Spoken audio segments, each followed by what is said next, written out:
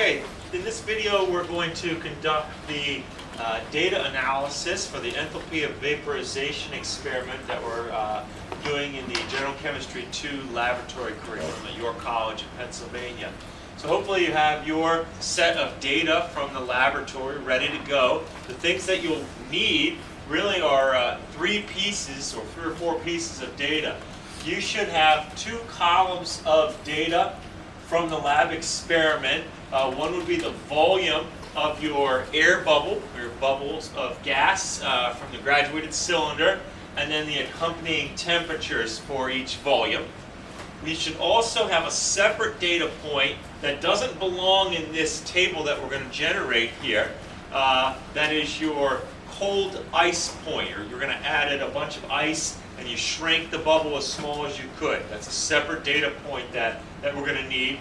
And then we also need the atmospheric pressure in the laboratory at the time of the experiment. Okay. So I'm going to work through the calculation section, which begins on page 15 of the laboratory manual, and quickly run through what you need to do. So the first thing that's suggested is for you to enter your data for volume and temperature. So I've already created columns here, and my lab assistant is going to generate it.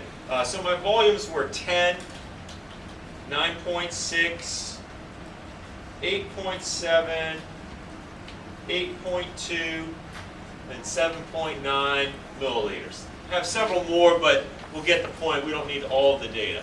The accompanying temperatures in Celsius were 71.7, 68.9, 65.4, 62, and 58.9. Okay. Now, step 2 says, step 1 actually says to convert our temperatures from Celsius to Kelvin. So again, the idea of this spreadsheet is, with many, many data points, I don't want to have to do all these calculations by hand on my calculator. So if you haven't used a spreadsheet before, I really hope I can convert you to using them in an experiment like this. So we know to convert from Celsius to Kelvin, we add 273.15. And again, you could do that each and every time in your calculator, but if we started a race right now, and I have Dale type in equals, and then click on this cell, B2, plus 273.15. Enter. He's converted that one. Now you may have beaten him on that first one, but now all he has to do is click on this cell again, highlight this corner. Notice how the mouse changed. Drag it off and on. One more time, please, Dale. Okay? Grab it and pull it down, and he's done with all 5 of his. So if you have 10 or 15, how much more time is saved quickly by doing that? And there's no error involved with the numbers that you're punching again and again. So he's got his values for temperature converted to Kelvin already. Okay? Okay, now before we can determine the pressure of our air in the bubble inside the graduated cylinder, we need to know how many moles of air are inside that bubble. And that's where the cold temperature point comes in. In our gas bubble, in our inverted graduated cylinder, at the coldest spot, all we have is air. There is no H2O because of the vapor pressure curve of water. This is the vapor pressure curve of water. What we've done is brought our temperature so far down that we've essentially eliminated the vapor pressure of water entirely. So the only thing creating pressure in here right now is the air. And we can use the ideal gas law at that point, but only that point, because as this bubble expands later on, when it might be down here, now it's a mixture of air and water vapor. So we can't calculate how much is just air at that point. But we can at this minimum point here. So the ideal gas law tells us that the moles of air would be the PV divided by RT. So this is an external calculation that you need to do.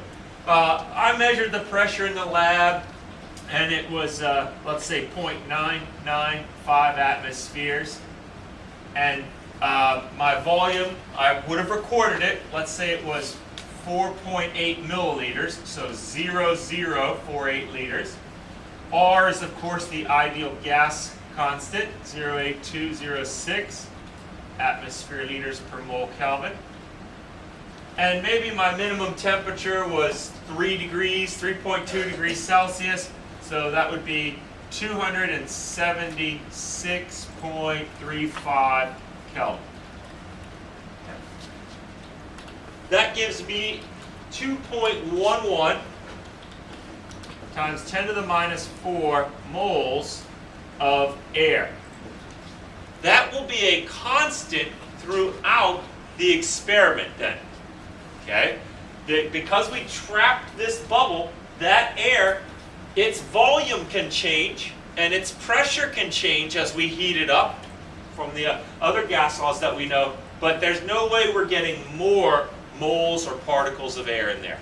That's sort of just a constant that we're going to use. So what we'd like to do now is figure out what the pressure of that air is then in each of the cases. Okay. So now as this bubble expands, okay, and it gets bigger and bigger, and it becomes a mixture, right? We have some air and some water mixed into it. These two together equal the atmospheric pressure, because at the start when you trapped your bubble of air, it was at atmospheric pressure, and that can't change throughout the experiment. All right? The total pressure inside the bubble is always atmospheric. So we can now determine the pressure of the air at these elevated temperatures, again using the ideal gas law in a different way now. The pressure of the air will be now the nRT divided by the volume. So we want, again now we're going to have to do this for each of these points. So here's where the spreadsheet becomes powerfully important. We could type this formula into this cell. It would be equals, we just calculated the moles of air, so you could type in that number. That would be in my case, 0.00211 times the value of R, 0.08206, times your temperature. So you just would click this cell in which it's in. Oh, okay, so times first, then the cell, and then divided by. Okay, now when we divide by the volume, it needs to be in liters. We didn't convert to liters yet, but if we put a parentheses there, we can just click this cell divided by 1,000. So it's going to automatically convert our milliliters to liters for us. We're doing 2 and 1 essentially. And then enter. And that should be the pressure of our air. Again now, if we grab that and fill it down, we've done that same calculation 5 times, right? Instead of having to do it out on our calculator. We've done it a lot more rapidly. Okay. All right, from here then, because of Dalton's law of partial pressure, the total pressure is equal to the pressure of the air plus the pressure of the water. Well, this is just going to be the atmosphere, which in my example was 0.995. So all we have to do is subtract the water to get the air pressure. So this becomes then equals, always start a formula with equals, a constant, 0.995, minus, and then reference your air pressure for that time. Enter, and it does it for that specific value, but then you fill it down, and it does it for each and every other one. Okay? And so click into the bottom cell here real quick for me. And so you see, it changed our formula. It might be hard for you to see, but it has updated this formula, so it is referencing the cells right next to it. It's constantly adjusting the formula. Okay. So that gives us our pressure of water at the different temperatures that we have. This data here actually should be the vapor pressure curve of water, by the way, if you were to graph that.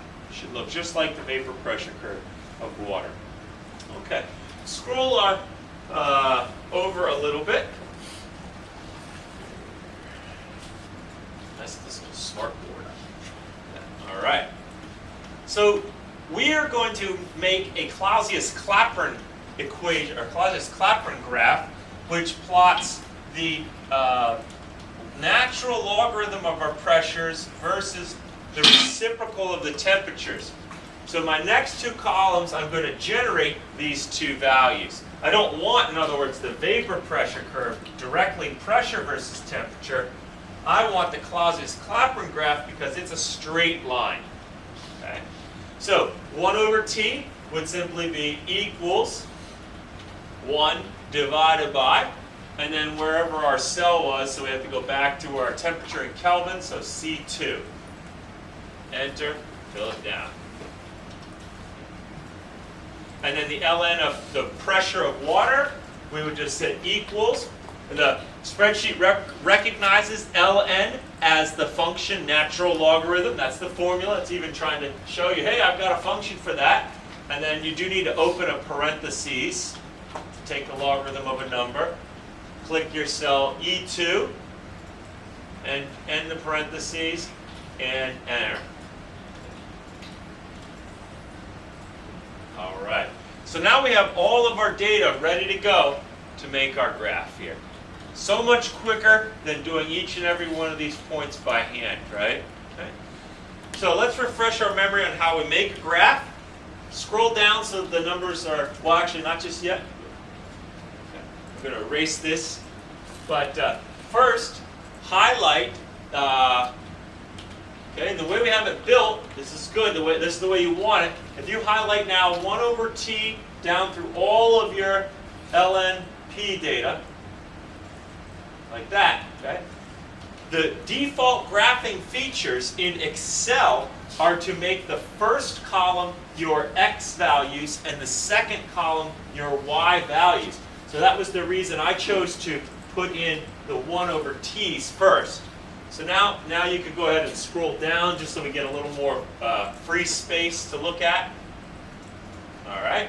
Go up to the Insert menu, and we're going to insert a scatter graph with no lines or any connections, just the dots. Okay? We will add the trend line. That's a mistake that a lot of students make. They think that one of these ones that has the lines is showing the equation. No, we're going to add that mathematically to it. Okay, so we'll scatter graph, and it did it for us right there.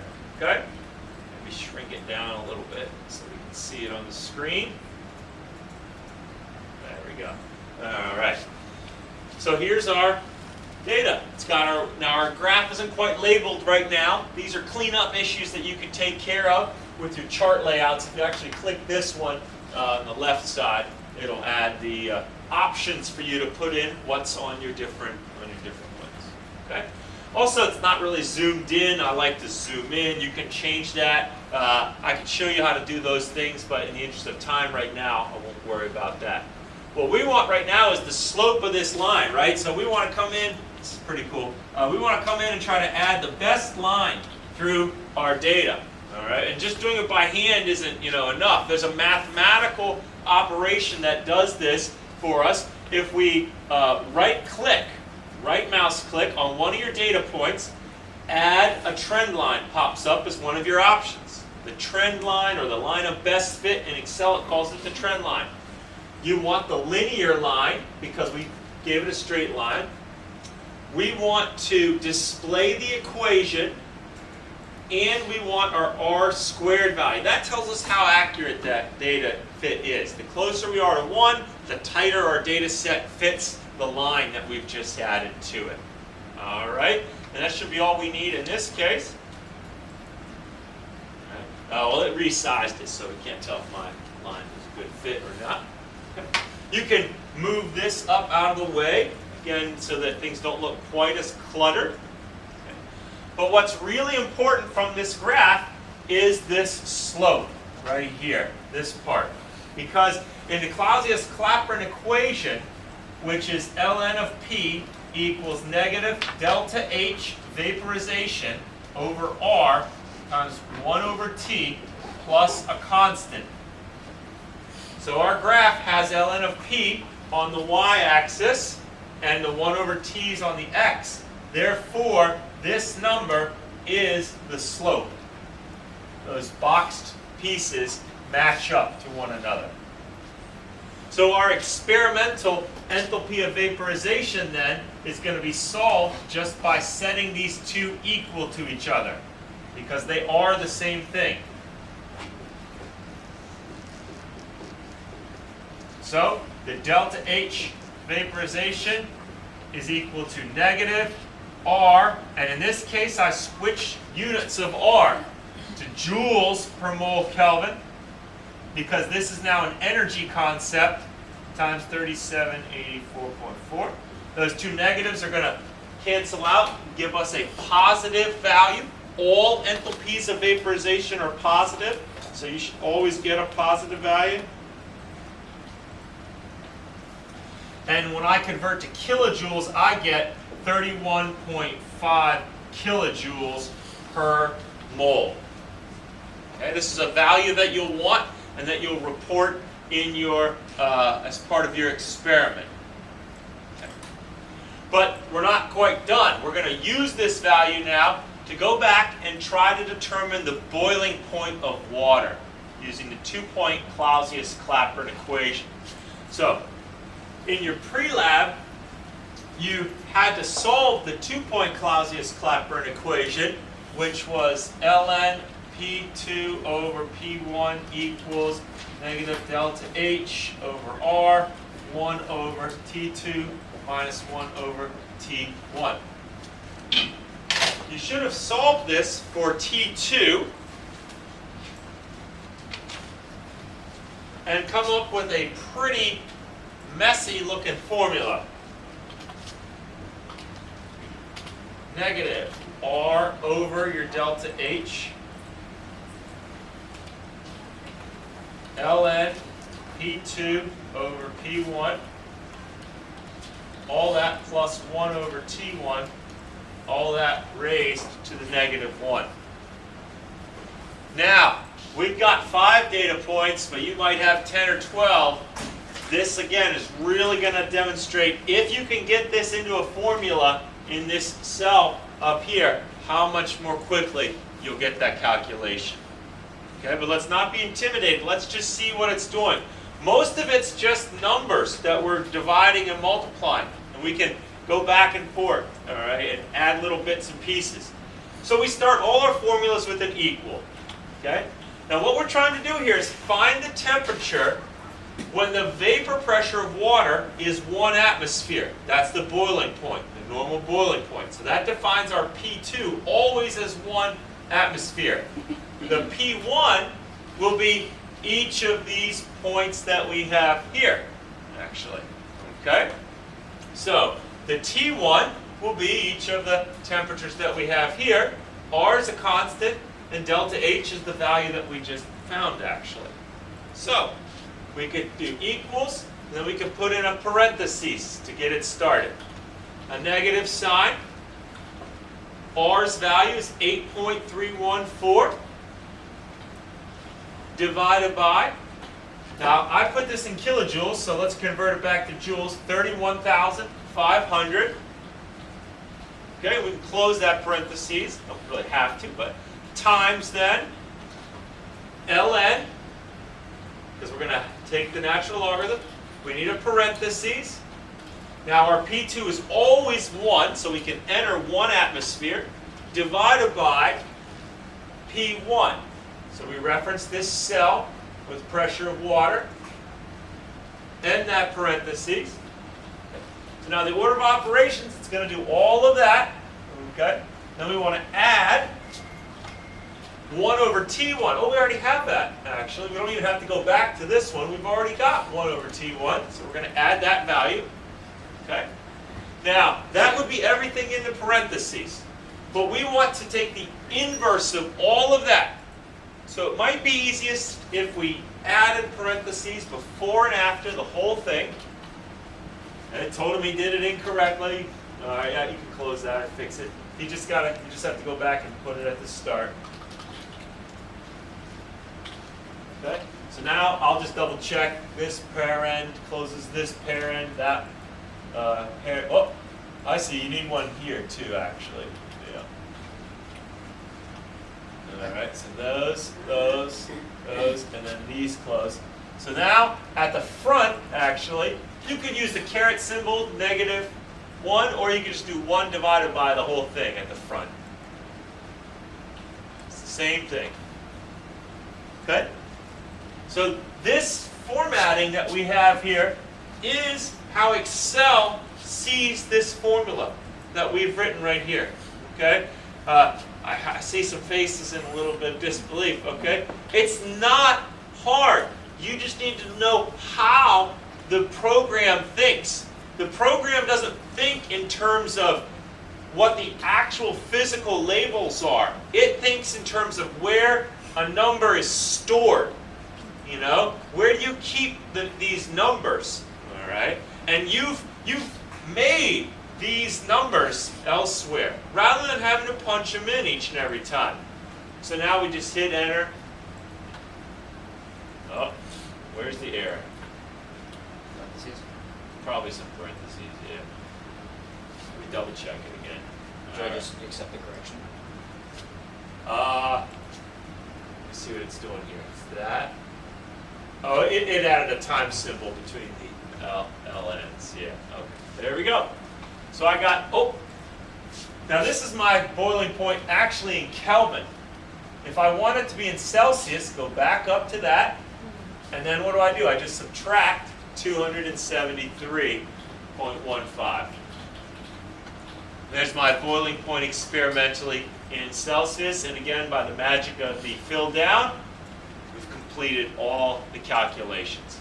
We can add an average at the bottom simply by clicking into this cell, hitting equals, the average, type in average, okay, and then it's going to say, oh, okay, look, it's even saying it's telling you want to take the average of something. So if you hit enter, it's going to say the average of what values. You just highlight all the numbers you want. Click, hold, and drag it down. Gives you that bracket notation. And there's the average right there. Okay, which you can use then to calculate a percent error. Right? So that should walk us through all of the calculations that are required. Sorry to rush through. Let me double check. Yep, that's everything that we need. Okay?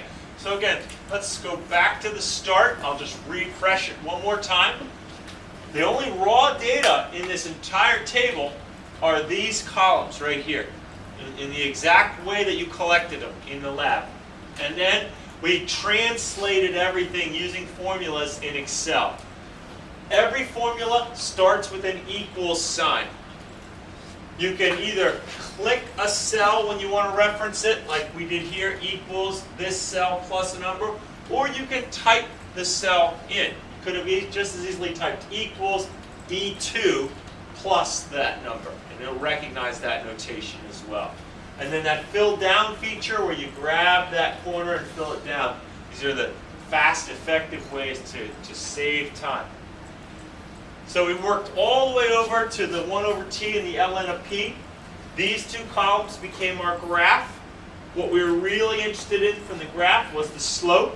Okay? Might want the graph to look nice, but we want the slope because we used it to get our experimental delta H, which we then used to calculate the boiling points over here. Boiling point is probably the crux of this work, getting this formula typed in to your spreadsheet. But again, you have this template to look at. If you follow along where I've stored the data, it should be pretty easy to duplicate the types of formulas that I've used. All right. So with that, I hope that you'll be all set to calculate your experimental value for the boiling point of water. Good luck.